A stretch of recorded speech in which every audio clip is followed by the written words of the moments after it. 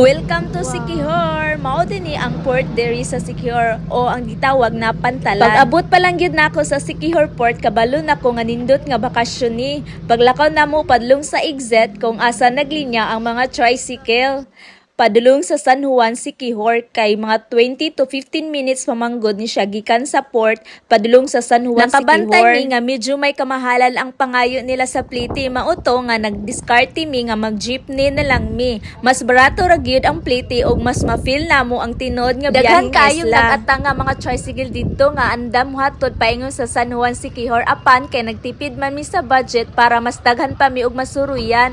Nipili mi nga mag-jeepney na lang ug wala gyud mi nagmahay, mas barato ra ang plite ug mas relax ang dagan. Igo kayo para masuwid namo ang kaanindot nga isla sa unang adlaw pa lang. Normal ra gyud kayo sa mga Pantalan nga dagsaan ka sa mga driver sa tricycle nga andam hatod nimo diretso padung sa lungsod sa San Juan, Siquijor ang iladong dapit para sa mga turista. Pagpangutana namo sa plite, medyo may kamahulan gyud ang ilang pangayo kay arkila man ang sistema. Tungod kay gusto man namo nga magamping sa among budget para mas daghan pa mi og dapit nga masuruyan ug mas daghan lami nga pagkaon ang among matilawan, nagdiskarte mi. Wala mi misakay og tricycle, nagpaabot og nangutana mi og ruta sa mga local jeepney nga nagbiyahe padulong sa San Juan. Sakto gyud ang among desisyon kay mas barato ra gyud kayo ang pangayo sa jeepney kumpara sa tricycle. Gawas nga nakatipid mi sa plite, nalingaw pa gyud mi kay mas dako ang bintana sa jeepney. Nagdagan ang jeepney sa unahan, dili gyud nimo mapungan ang imong kaugalingon nga motanaw sa gawas. Kanindot gyud sa view diri sa Siquijor, ang kalsada limpyo kaayo. Ug karon naabot na mi sa usa kanindot nga resort. Malipayon kay mi nga nagstay sa usa kanindot nga resort diri sa San Juan. Grabe kanindot sa tibok palibot, dako ang ilang swimming pool ug dako kayo og luna para mag-relax ug magmuni-muni.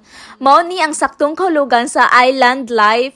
Walay hunahon-naon nga trabaho usaba sa syudad kundi ang tingog ra sa hangin ug ang nindot nga view sa unahan. Excited ako sa mga sunod nga laag ug mga istorya nga among masinati nining mahiwagang isla. Ang pinaka best part ug ang bida gyud sa tanan kay ang ilang dako kayo nga swimming pool, ang tubig katinaw kayo ug nagatubang pa gyud diretso sa dagat. Perfect kayo ni ihumol sa lawas samtang nagkupot og bugnaw nga ilimnon. Nagpahulay gikan sa biyahe ug syempre nagpaabot sa sikat kayo nga sunset sa San Juan nga giingon sa tanan nga mao daw ang usa ka pinakanindot nga pagsalob sa adlaw sa tibok Pilipinas. Daghang salamat sa nindot nga pagsugod. Pero wala mi nagpundo sa resort kay nagpadayon mi sa among island tour. Karon hapon nakaabot ko sa usa ka pinakasikat ug labing katingad-an nga dapit diri, ang 400-year-old enchanted balete tree. Sa tinuod lang mao ni ang kinadak-an nga balete nga kahoy nga akong nakita sa tibok na kong kinabuhi.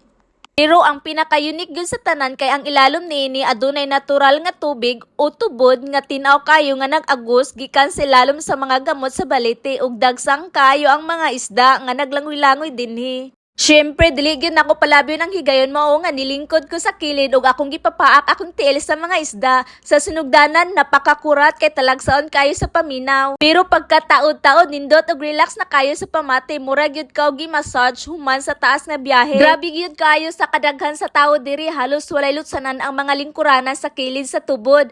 Ang tanan nagpundok gyud ug manhilang gyud para ipapaak ang ilang mga tiil sa isda samtang nalingaw og tabi ug pahulay ubos sa landong nining mahiwagang kahoy. Og dinhi natapos ang atong day 1 adventure diri sa mahiwagang isla sa Siquijor. Mao na to guys, see you next vlog.